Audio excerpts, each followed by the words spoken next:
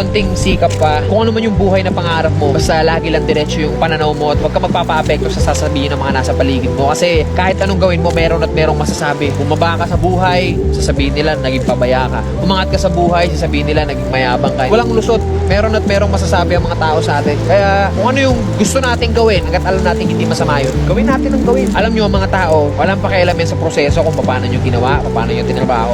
Mukhang ewan ka talaga para sa mga yan sa umpisa. Ang gustong makita lang ng mga tao palagi, yung finished product. Ano yung narating mo dyan. As long as di mo napapabayaan yung pamilya mo, yung sarili mo, so kung ano man yung tinatahak mo, banat lang.